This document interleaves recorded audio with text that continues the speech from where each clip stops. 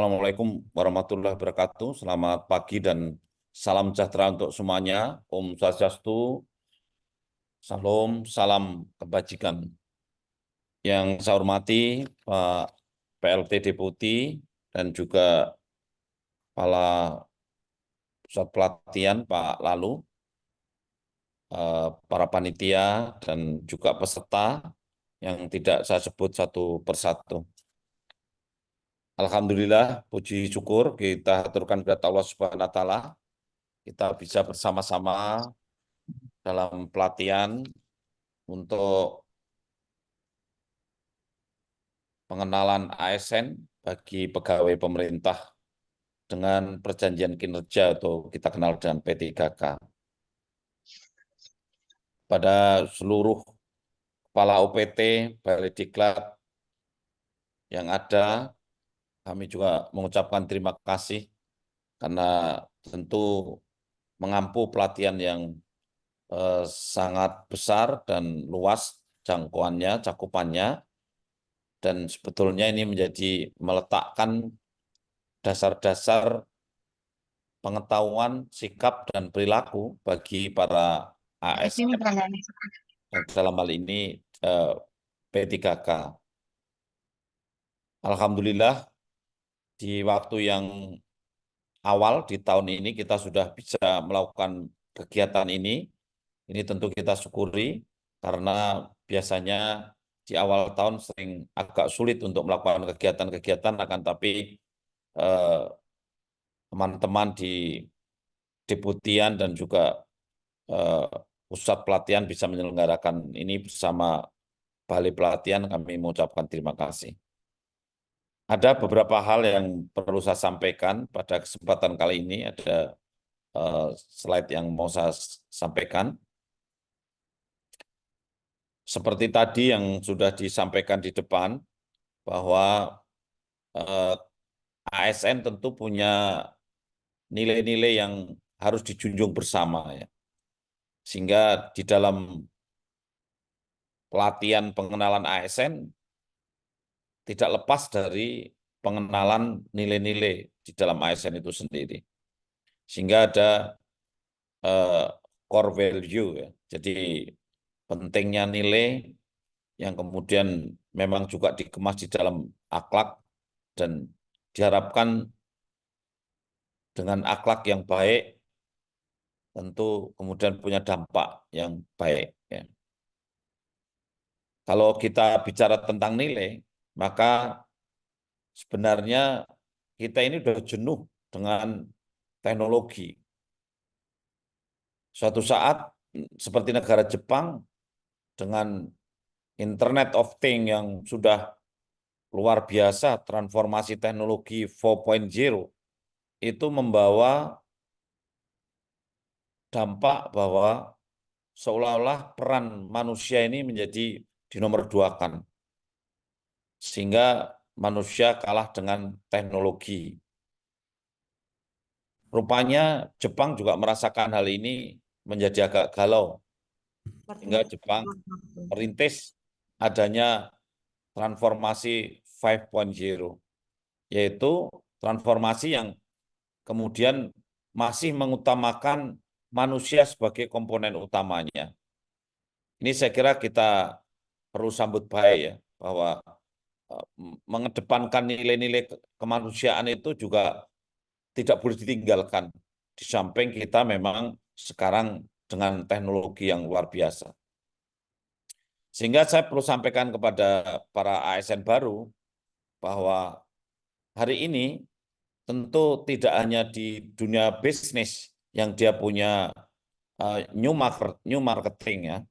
Jadi yang orientasinya sudah tidak lagi pada hal-hal yang sifatnya kebendaan, tetapi kemudian berorientasi pada nilai. Sehingga kalau kita lihat di jajaran pemerintahan juga tidak ketinggalan dengan jajaran swasta, yang kemudian swasta itu membuat gebrakan-gebrakan dengan new marketing, sehingga kalau dulu one to many transaction misalnya begitu, interaksi antara produsen dan konsumen, maka begitu cepatnya akhirnya many to many collaboration. Dan kemudian para pengusaha-pengusaha swasta itu mengedepankan eh, ya differentiation, ya jadi to be different ya. Jadi bagaimana dia bisa membuat nilai-nilai yang berbeda, ya. Dan kemudian dia menarik pembelinya dengan tambahan nilai-nilai, tidak sekedar kebendaannya, ya. Inilah yang kemudian dirasakan bahwa di pemerintah pun juga begitu. Sehingga di pemerintahan itu tidak lagi katakanlah the number of program, ya eh, konsep untuk utama di dalam melayani publik itu tidak lagi berdasarkan jumlah program, tapi value atau lebih tepatnya values. Values itu jamak ya, nilai-nilai ya. Sedangkan value yang tidak jamak mungkin akan cenderung nilai yang kebendaan ya. Dan bersamaan dengan itu maka kemudian new public management itu tidak lagi katakanlah berorientasi pada birokrasi dan administrasi, tapi kepada benefit and public value. Ya. Kemudian juga tidak terpaku pada kekuatan seorang pemimpin atau administrator yang misalkan ada pemimpin yang menakutkan, yang mengejar-ngejar itu baru akan sukses. Itu tidak lagi begitu, tapi eh, tergantung dari kekuatan strength of community support. Jadi ketika BKKBN ini akan sukses tergantung dari bagaimana community support. Ketika hari ini BKKBN ditempeli program stunting, kemudian semua lini yang ada di lapangan, kementerian lembaga, juga pemerintah daerah, sampai di desa itu semua bernyanyi tentang stunting, itu strength of community support-nya terjadi. Dan itulah bagian dari kita tidak membutuhkan apa ya, tidak tergantung pada pemimpin yang kuat sekali gitu, tetapi tergantung pada dukungan publik yang kuat ya. Dan tentu empowering ini menjadi suatu hal yang penting, memberdayakan karena apa yang diperlukan oleh masyarakat bukan lagi top down, tetapi tentu bottom up ya. Inilah nilai yang apa utama yang perlu disadari oleh para ASN baru, bahwa beda antara old public management dan new public management. Dan seiring dengan itu juga beda antara old marketing dan sekarang ini juga sudah sangat sukses dengan new marketing. Sehingga berharap birokrasi ASN juga akan sukses dengan new public management. Ya. Nah, itu tadi adalah nilai yang perlu kita sadari bersama ya. Dengan nilai kebaruan yang kekinian. Ya. Nah, sekarang kalau kita kemudian eh, tentang berakhlak ini, maka kami berharap betul bahwa core value berakhlak ini juga bisa kita perhatikan bersama, sederhana, kan tetapi mungkin juga mudah diingat meskipun di dalam melaksanakannya butuh belajar, mencoba, kemudian akhirnya punya pengalaman. Tentu konsep berakhlak ini adalah berorientasi pada pelayanan yang pertama. Jadi bagaimana kita sebagai ASN ini sekaligus sudah mengikrarkan diri untuk menjadi pelayan publik. Sehingga pelayan publik, ASN adalah hamba Tuhan yang rela hati atau ikhlas menempatkan diri di tempat yang rendah dan harus bertahan dalam keadaan sulit dan kadang menderita hanya karena melayani orang lain. Sehingga kalau jadi ASN itu menderita itu biasa, karena memang kita sebagai pelayan. Menjadi pemimpin, menderita itu sudah keniscayaan, karena kita adalah pelayan. Ya, tentu kita akan gembira seandainya yang kita layani itu bahagia, senang. Ya, karena namanya pelayan, itu kan pasti bahagianya belakangan. Setelah yang dilayani itu sukses, setelah yang dilayani itu bahagia, senang, baru yang melayani itu senang. Maka kalau kita eh, lihat kata-kata Bung Karno, itu ada yang sangat menarik. Beliau mengatakan dalam Dedication of Life, saya adalah manusia biasa, saya dus tidak sempurna. Sebagai manusia biasa, saya tidak luput dari kekurangan dan kesalahan. Tentu sebagai ASN juga sebagai manusia biasa. Hanya kebahagiaanku ialah dalam mengabdi kepada Tuhan, kepada tanah air, kepada bangsa. Itulah dedication of life-ku. Jiwa pengabdian inilah yang menjadi falsafah hidupku dan mengkhidmati serta menjadi bekal hidup dalam seluruh gerak hidupku. Tanpa jiwa pengabdian ini, saya bukan apa-apa. Akan tetapi, dengan jiwa pengabdian ini, saya merasakan hidupku bahagia dan manfaat. Nah inilah, saudara-saudara sekalian, bahwa sebagai pelayan, kita mudah-mudahan bisa ya, menciptakan kebahagiaannya itu ketika hidupnya itu bermanfaat ya. Jadi tanpa jiwa pengabdian, kita akan hampa, tidak terasa apa-apa. Tapi dengan jiwa pengabdian yang tinggi, kita bisa merasakan hidup bahagia dan bermanfaat. Tentu banyak sekali para tokoh, ya kalau kita bicara terkait dengan agama, tentu yang paling atas ada para nabi dan rasul. Ya. Kemudian di bawah-bawahnya baru ada para pemimpin. Pada umumnya eh, para pemimpin itu visioner, ikhlas, dan hidupnya sederhana. Sehingga saya berharap juga teman-teman ASN ini bangga untuk hidup sederhana, bangga untuk hidup ikhlas, dan punya wawasan ke depan yang jauh.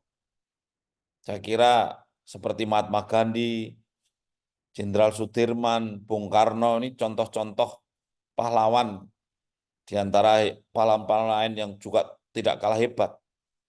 Beliau-beliaulah yang betul-betul hidupnya sederhana dan juga ikhlas.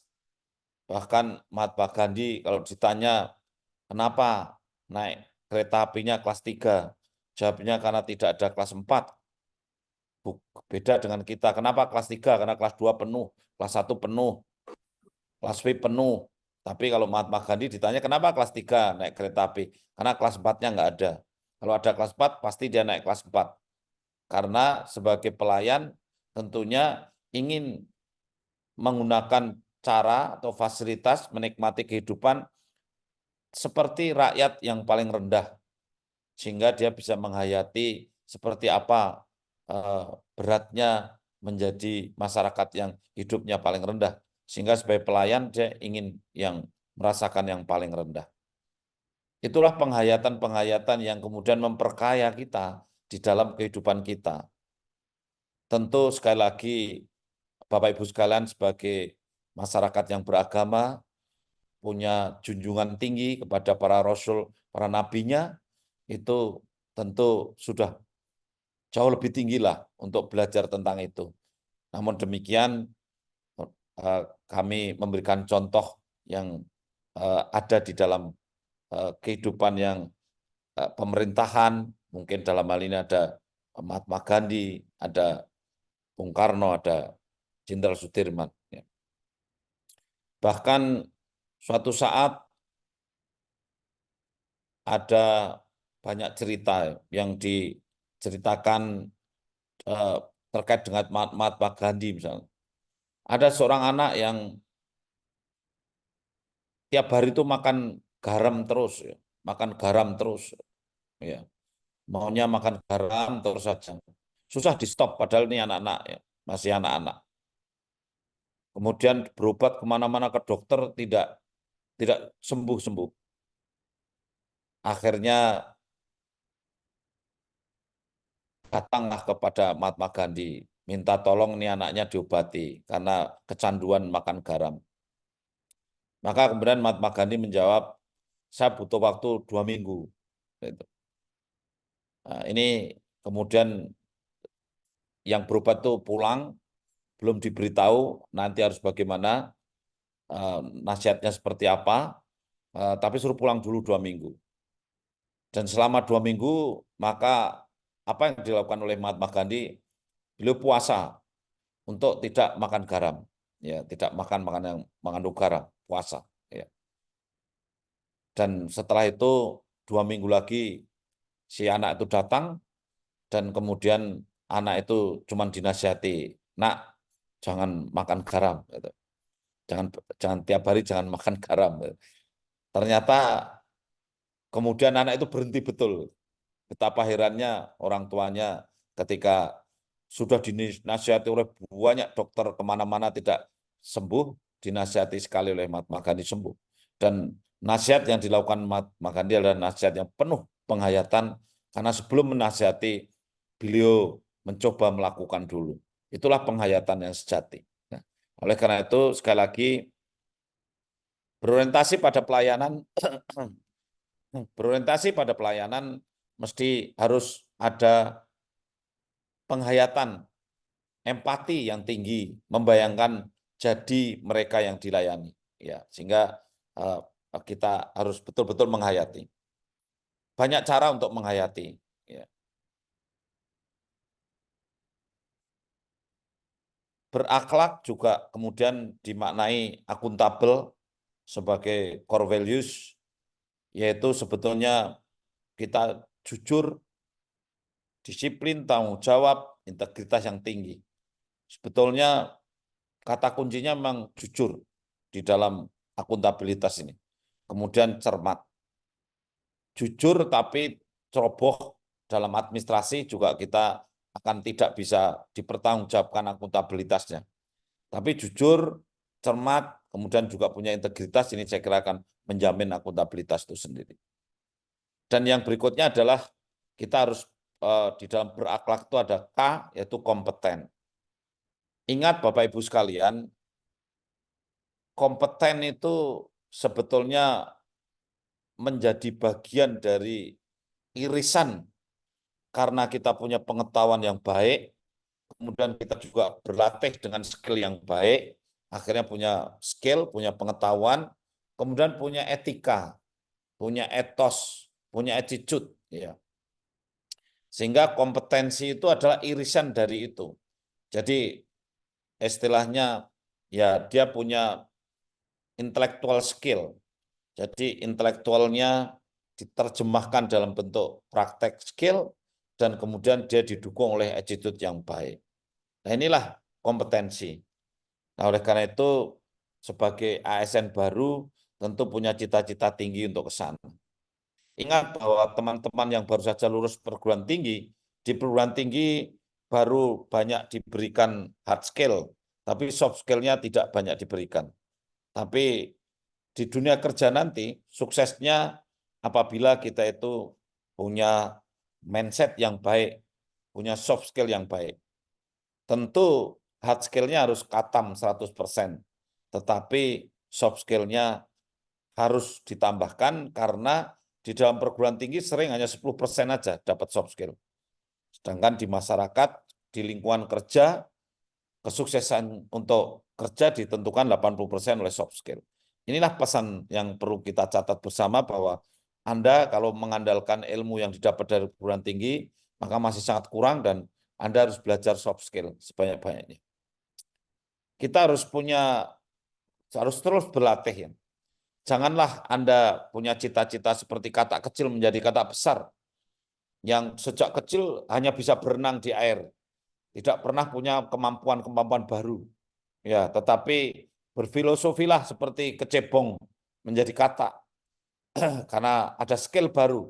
Hari ini kecebong hanya bisa berenang di air, kemudian belajar, berkembang, metamorfosis, akhirnya bisa berenang di air dan bisa loncat di darat, yaitu brencel atau anak kata yang kecil.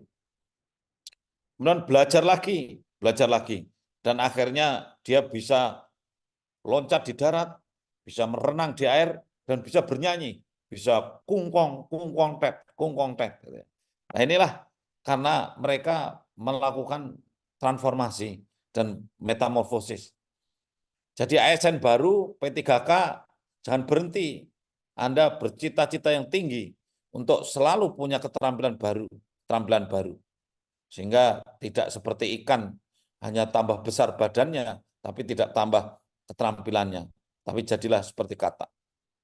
Nah, untuk mendapatkan materi-materi, katakanlah keterampilan, skill, dan seterusnya, tentu ada akuisisi, menguasai ilmu, sehingga banyak-banyaklah membaca. Ini penting ya. Setelah itu belajar, itu akan mencapai kompeten. Ya, tapi kompeten itu belum cukup sebetulnya, karena biasanya kompeten itu ya sudah bisa melakukan, mengerjakan dengan intellectual skill-nya dan mungkin juga dengan etikanya, tetapi sering masih lambat itu. Kalau diadu kecepatan masih kalah kecepatannya, sehingga untuk membuat suatu pelatihan, membuat suatu pelayanan yang baik belum bagus. Nah, sehingga harus profisien. Sedangkan kalau profisien itu kompeten tetapi efisien, sehingga cepat. Ya. Ingat Bapak Ibu sekalian, belajar dimulai dari akuisisi, yaitu dari membaca. Dan jangan mencontoh ini, karena ini tidak pernah membaca. Dia belajar itu hanya melihat saja, terus menirukan, melihat, menirukan. Jadi belajar yang hanya melihat dan menirukan itu tidak boleh. Harus membaca dulu, ya, harus membaca dulu. Maka diharamkan sebetulnya mangkisi mangkidu. Monyet melihat, monyet melakukan. Ini mestinya kalau jadi pembelajar tidak seperti monyet.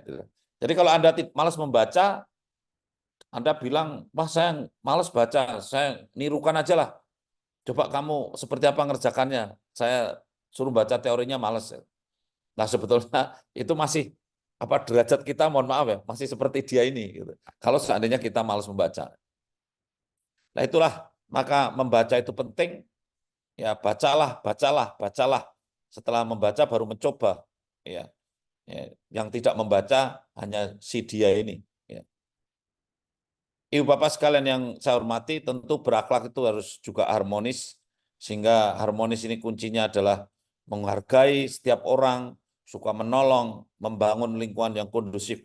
Ya, ada buku modul, juga modul harmonis ya. Saya berharap nanti di dalam pelatihan ASN ini juga modul harmonis ini bisa diberikan, harapan saya. Jadi para pelatih harus ikut belajar bersama seperti apa modul harmonis itu harus diberikan kepada para peserta. Pada prinsipnya menghargai orang lain itu harus punya empati. Ya. Dan Aristoteles sudah selalu mengatakan sejak 2300 tahun yang lalu bahwa kita itu harus punya etika atau etos, ya, punya credibility atau karakter, dan kemudian juga mempunyai patos, empati.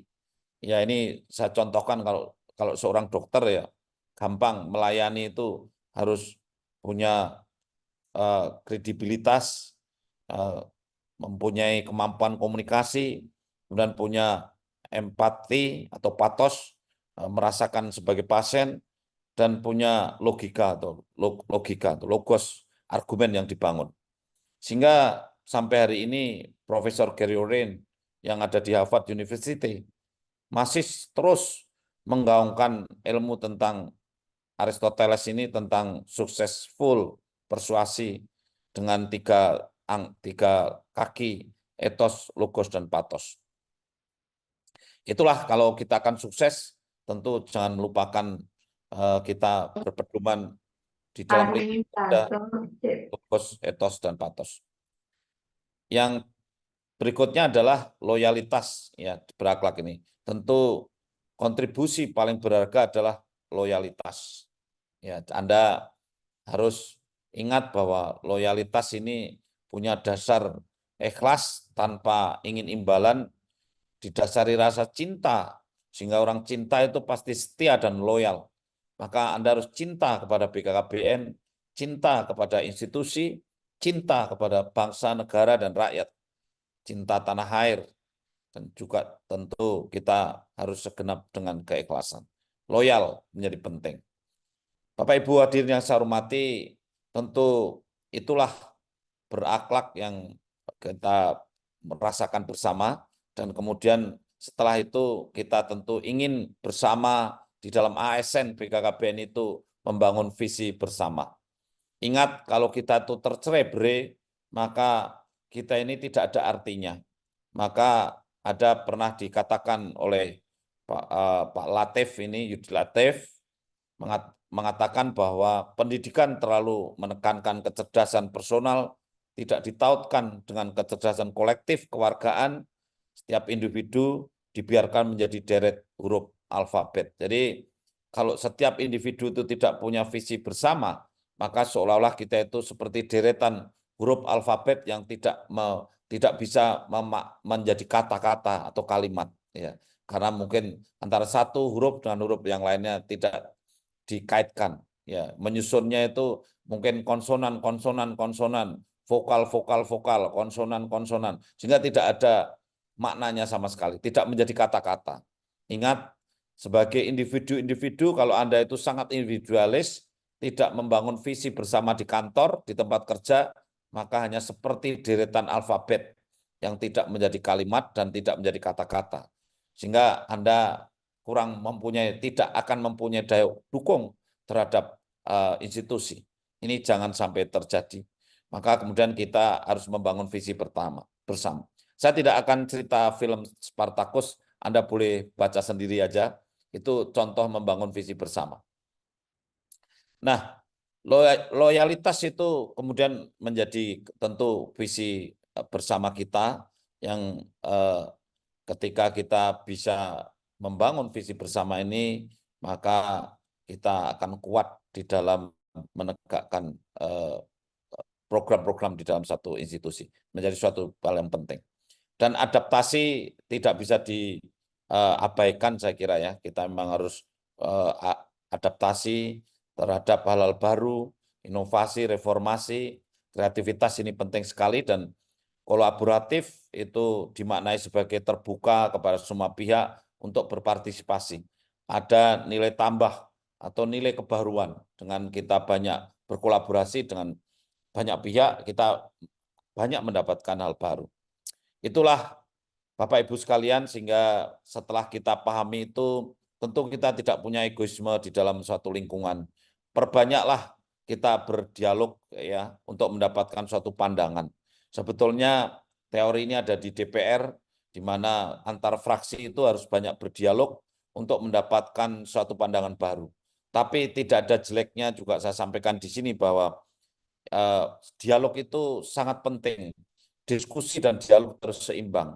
Banyak para ASN yang pekerjaannya diskusi, mengambil keputusan dan mempertahankan pendapat, sehingga marah-marah kalau pendapatnya tidak dipakai, tapi kurang mengedepankan dialog, ya. Oleh karena itu, seimbangkanlah antara dialog dan diskusi di dalam lingkungan kerja Anda. Jangan egois, hanya ingin menang-menang sendiri, kemudian pendapatnya disetujui, itu adalah diskusi. Tapi Anda tidak pernah berdialog, ya, sehingga akhirnya dialog itu kan harus mengikhlaskan bahwa pendapatnya belum tentu benar untuk bisa diluruskan oleh temannya, sehingga akhirnya menimbulkan pandangan baru. Mungkin juga ada isu-isu baru yang tidak egois pada kita sendiri. Nah, itulah keseimbangan antara dialog dan diskusi perlu dipahami di sini. Yang terakhir, Bapak Ibu sekalian, setelah kita paham itu semua, harapan saya kita bisa membentuk tim yang baik nanti di dalam ASN ini. Together everyone achieves more. Tentu kecerdasan individu jauh lebih rendah dibandingkan kecerdasan tim. Jangan pernah bercita-cita Anda akan hebat di dalam institusi kalau Anda maju sendiri, tidak bersama tim, ya. Makanya bangunlah tim dengan yang kuat, ya. Rubahlah mindset Anda. Ketika mindset Anda atau genotip Anda itu tidak bagus, ya, pasti kinerjanya juga tidak bagus, ya. Jadi, tapi kalau genotipnya bagus, mindsetnya bagus, kinerjanya bagus, wajahnya juga bagus, fenotipnya. Nah, tetapi kalau mindsetnya tidak bagus, kinerjanya juga tidak bagus, penampilannya juga tidak bagus. Nah, untuk merubah penampilan yang tidak bagus menjadi yang bagus, caranya tidak usah operasi plastik. Caranya adalah merubah mindset. Gennya lah yang dirubah. Dan itulah revolusi mental yang sesungguhnya. Bahwa Anda dan kita ini bersama harus merubah mindset kita. Membuat mental kita menjadi mental model yang baik. Itu hal yang sangat penting ya untuk kita lakukan bersama. Dan dari situ maka Anda harus punya cita-cita dan punya berpikir yang besar bahwa kita sekarang ini baru ada di zona yang mudah, mungkin baru mengerjakan pekerjaan-pekerjaan yang mudah, tetapi punyailah cita-cita untuk keluar dari zona nyaman ini, untuk masuk ke zona yang agak sulit, bahkan silahkan Anda punya zona yang imajiner, karena itu akan membuat Anda berenergi tinggi, punya lentingan yang tinggi. Itulah yang disebut dengan tegangan kreatif. Dan untuk belajar terus, itu Anda akan punya lentingan energi potensial yang kuat ketika Anda sengaja meregangkan antara kondisi saat ini dan visi atau kondisi yang akan datang. Jauhkanlah kondisi yang akan datang itu sejauh-jauhnya dengan kondisi saat ini. Kalau sekarang ini sebagai staf, punyailah cita-cita menjadi kepala BKKBN, bahkan menjadi apalah yang besar-besar lainnya. Mungkin Anda pun boleh cita-cita jadi pemimpin yang hebat-hebat. Maka lentingannya akan sangat tinggi. Karena apa? Ini seperti karet itu. Semakin dijauhkan, lentingannya akan semakin kuat. Tapi kalau Anda cita-citanya cuma ingin pensiun dini, ingin menjadi ibu rumah tangga saja, itu ya sudah tidak akan melenteng itu. Maka punyailah cita-cita yang tinggi dan lentingan yang kuat. Nah, itulah Ibu Bapak sekalian yang saya hormati, hal-hal yang perlu kami sampaikan. Dan ya, terakhir, marilah kita berbakti untuk negeri. Jangan hanya fokus pada diri sendiri, akan tetapi fokus memperkaya diri, tetapi kita harus fokus kepada yang kita layani, yaitu masyarakat, bangsa, dan negara.